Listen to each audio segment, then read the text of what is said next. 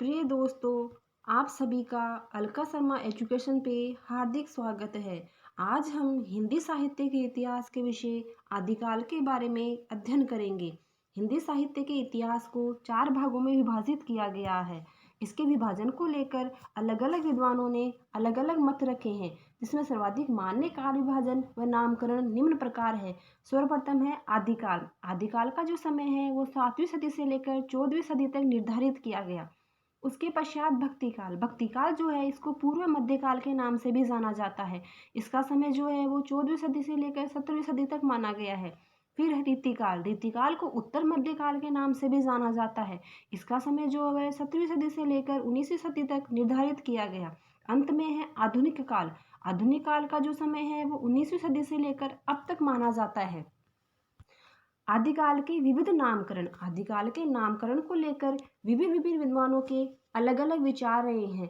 अलग अलग विद्वानों ने आदिकाल को अलग अलग नामों से संबोधित किया है, जो निम्न प्रकार है। आदिकाल को चारणकाल नाम जो दिया वो गिरसन के द्वारा दिया गया। आदिकाल को आरंभिक काल जो है वो मिस्र बंधुओं ने कहा है। आदिकाल को वीरगाथा काल जो नाम दिया वो रामचंद्र शुक्ल के द्वारा दिया गया। आदिकाल को आदिकाल के नाम से संबोधित किया हजारी प्रसाद द्विवेदी ने। आदिकाल को संधि काल व चारण काल रामकुमार वर्मा ने कहा है। आदिकाल को प्रारंभिक काल तथा शून्य काल गणपति चंद्र गुप्त ने कहा है। आदिकाल को बीजोपन काल महावीर प्रसाद द्विवेदी ने नाम दिया। आदिकाल को जयकाल जो है वो रमाशंकर शुक्ल रसाल के द्वारा कहा गया। आदिकाल को वीरकाल जो नाम दिया गया वो विश्वनाथ मिश्र ने दिया। प्यारे विद्यार्थियों, यहाँ ये ध्यान देने योग्य बात है कि आदिकाल को जो वीरकाल नाम दिया वो विश्वनाथ मिश्र ने दिया, तो आदिकाल को वीरगाथा काल जो नाम है वो रामचंद्र शुक्ल के द्वारा दिया गया। और ये दोनों ही नाम जो है वो समान से प्रतीत होते हैं, इसलिए इन दोनों नामों को जब हम अध्ययन करें तो इनका गहनता से अवलोकन करें। विभिन्न प्रतियोगी जो परीक्षाएं आयोजित की जाती है उनमें आदिकाल के नामकरण से प्रश्न अधिकतर पूछे जाते हैं। आदिकाल को सिद्ध सामंत काल जो है वो राहुल सांकृत्यायन द्वारा कहा गया। आदिकाल को अंधकार काल जो नाम दिया गया वो कमल कुलश्रेष्ठ ने दिया। आदिकाल को अपभ्रंश काल जो कहा है वो धीरेन्द्र वर्मा ने कहा है। किसी भी काल के साहित्य इतिहास को समझने के लिए उस समय के परिवेश को ठीक प्रकार से समझना अत्यंत आवश्यक होता है। जब तक हम उस समय के परिवेश को अच्छे से जानेंगे नहीं, उसका अवलोकन नहीं करेंगे, उसकी सांस्कृतिक, धार्मिक, राजनीतिक जो अवधारणाएं हैं उनका हम अध्ययन नहीं करेंगे तो हम किसी निष्कर्ष पर नहीं पहुंच पाएंगे। इसलिए हम आदिकाल की जो विभिन्न परिस्थितियां हैं उनका अध्ययन करेंगे, जो निम्न प्रकार है। आदिकाल की राजनीतिक स्थिति। आदिकाल की अवधि 7वीं सदी से लेकर 14वीं सदी तक मानी गई है।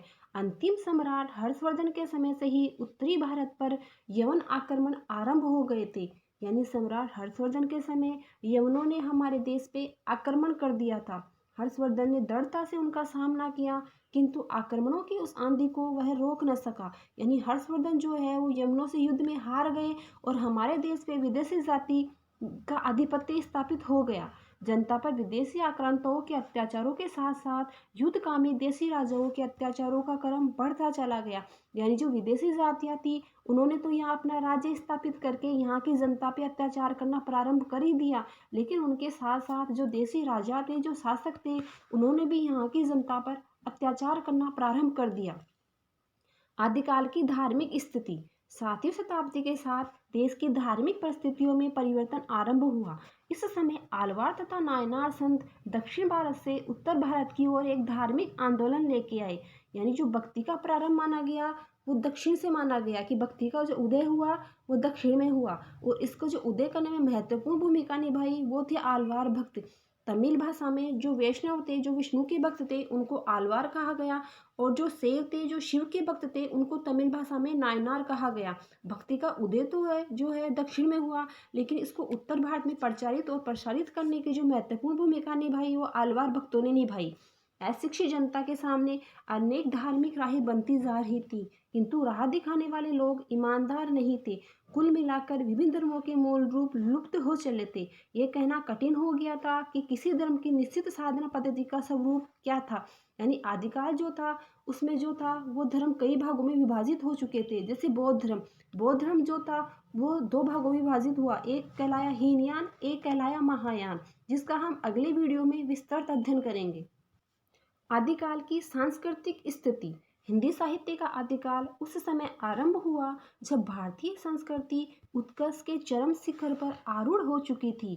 हर्षवर्धन के विशाल साम्राज्य ने हिंदू धर्म और संस्कृति को राष्ट्रव्यापी एकता का आधार दिया था। विशेषतः मंदिरों का निर्माण धार्मिक सद्भाव का घोतक था।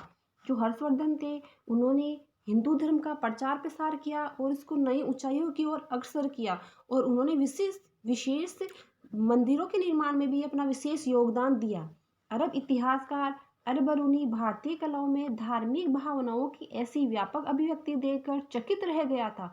उसने लिखा था, हमारे लोग यानी मुसलमान जब उन्हें यानी हिंदुओं के मंदिरों को देखते हैं तो आश्चर्यचकित रह जाते हैं। वे न तो उनका वर्णन ही कर सकते हैं और न वह वैसा निर्माण ही कर सकते हैं। ऐसी अद्भुत सांस्कृतिक जो स्थापत्य था वो हमारा आदिकाल के समय था। आदिकाल की साहित्यिक वातावरण या साहित्यिक स्थिति निम्न प्रकार थी। इस काल में साहित्य रचना की 3 धाराएं बह रही थी। प्रथम धारा संस्कृत साहित्य की थी, दूसरी धारा का साहित्य प्राकृत तथा अपभ्रंश में लिखा जा रहा था, तीसरी धारा हिंदी भाषा में लिखे जाने वाले साहित्य की थी। यानी आदिकाल में जो साहित्य रचनाएं लिखी गई उनमें अपभ्रंश, प्राकृत तथा संस्कृत आदि भाषाओं का प्रयोग किया गया। केवल हिंदी इस काल की ऐसी भाषा थी जिसमें तत्कालीन परिस्थितियों की प्रतिक्रिया प्रत्यक्ष और अप्रत्यक्ष रूप में मुखर हो रही थी।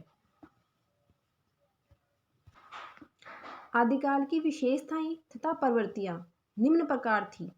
आदिकाल में वीर तथा संघारस की प्रधानता थी। वीर तथा संघारस की जैसी भव्य अभिव्यक्ति आदिकाल में पाई जाती है वैसी अन्यत्र दुर्लभ है। आदिकाल में वीर तथा संघार दोनों ही एक दूसरे को पूर्णता प्रदान करते हुए दिखाई देते हैं। आदिकाल में युद्धों का सजीव एवं उत्साहपूर्ण वर्णन किया गया, क्योंकि इस समय प्रत्येक राजा के दरबार में जो था एक चारण कवि रहता था, और इन चारण कवियों का एक ही उद्देश्य होता था, अपने आश्रयदाता को सर्वविजेता घोषित करना, आश्रयदाताओं का यशोगान। प्रत्येक राजा के यहाँ एक दरबारी कवि जो था उनका ही गुणगान करता था। केवल वह अपना जो राजा थे उनका ही यशगान करता था, जैसे पृथ्वीराज रासो में कवि चंद ने किया। आदिकाल जो था उसमें प्रकृति चित्रण आलंबन एवं उद्दीपन दोनों रूपों में किया गया। जब इसमें नायक नायिका के सौंदर्य का वर्णन किया गया तो इसमें प्रकृति के 12 मासा वर्णन भी किया गया, जैसे पृथ्वीराज रासो में। इसमें रासो ग्रंथों का प्राचुर्य पाया जाता है। आदिकाल जो था इसमें अनेक रासो ग्रंथ का निर्माण किया गया, जैसे पृथ्वीराज रासो, पिसलदेव रासो, परमाल रासो आदि। आदिकाल जो है इसमें प्रबंध एवं मुक्तक दोनों प्रकार के काव्यों की रचनाएं की गई। इसमें पृथ्वीराज रासो जैसा प्रबंध काव्य लिखा गया तो सिद्ध और नाथ जैसी मुक्त रचनाएं भी लिखी गई। आदिकाल में जो है वो अपभ्रंश भाषा का प्रयोग किया गया। अपभ्रंश भाषा में जो रचनाएं लिखी वो जैन कवियों के द्वारा लिखी गई। आदिकाल में डिंगल भाषा का प्रयोग करते हुए विभिन्न रासो ग्रंथों का निर्माण किया गया। आदिकाल में वेथिली भाषा का भी प्रयोग हुआ, जिसमें विद्यापति ने अपनी पदावली की रचना की। आदिकाल में जो है वो खड़ीबली भाषा का प्रयोग अमीर खुसरो के द्वारा किया गया। अमीर खुसरो को आदिकाल का प्रथम कवि भी कहा जाता है। हमारे चैनल को सब्सक्राइब करें, लाइक करें और शेयर करें।